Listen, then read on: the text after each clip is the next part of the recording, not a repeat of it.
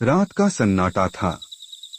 चांद बादलों के पीछे छुपा हुआ था और फिजा में एक अजीब सी ठंडक और खामोशी छाई हुई थी। एक पुरानी सुनसान जगह पर बनी एक हवेली, जिसे लोग काला महल कहते थे। यह हवेली सदियों से वीरान थी, लेकिन स्थानीय लोग कहते हैं कि यहाँ 4 बहनें अब भी रहती हैं, न जिंदा न मरी हुई। इन चारों के चेहरे जिसने भी देखे, वह दोबारा कभी होश में नहीं आ सका। वे सिर्फ एक नजर डालती हैं और इंसान की रूह खींच लेती हैं।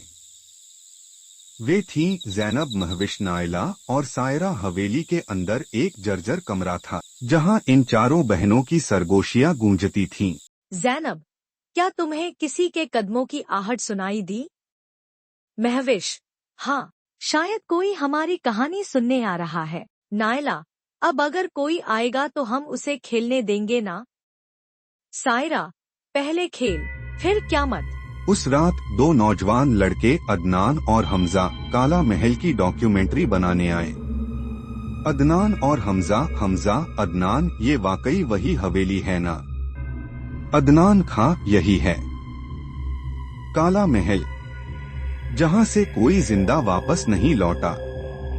जैसे ही वे अंदर दाखिल हुए, हवेली की दीवारों और दरवाजों में सरगोशियां होने लगीं। छत से झाड़ियां गिरने लगीं, दीवारों से साए निकलने लगे और वो चारों खामोशी से ऊपर वाली मंजिल से उन्हें देख रही थीं। महविश, ये दोनों हमारे मेहमान हैं। ज़ैनब, पहले डराएंगे, फिर दिखाएंगे कि हम कौन हैं।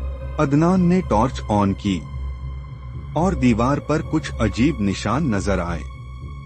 वो उस निशान की तरफ बढ़ा और हमजा पीछे से बोला, हमजा, अदनान, ठीक तो हो? तुम्हारा चेहरा इतना सफेद क्यों हो गया? अदनान, ये निशान जैसे किसी को खींच कर ले जाया गया हो।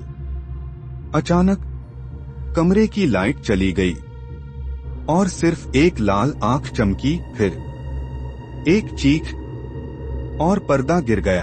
अगर आपको मेरी यह कहानी पसंद आई हो तो कृपया इसे लाइक करें, अपने दोस्तों के साथ शेयर करें और इसी तरह की और रोमांचक कहानियाँ देखने के लिए मेरे चैनल न्यू हिंदी कहानियाँ को सब्सक्राइब करें। साथ ही नीचे दिए गए बेल आइकन को दबाएं ताकि आपको नई कहानियों की सूचना तुरंत मिल सके। अगर आप चाहते हैं कि आपकी पसंदीदा कहानी या आपके नाम पर कोई कहानी बनाई जाए, तो नीचे कमेंट करके हमें जरूर बताएं। आपकी राय हमारे लिए बहुत महत्वपूर्ण है।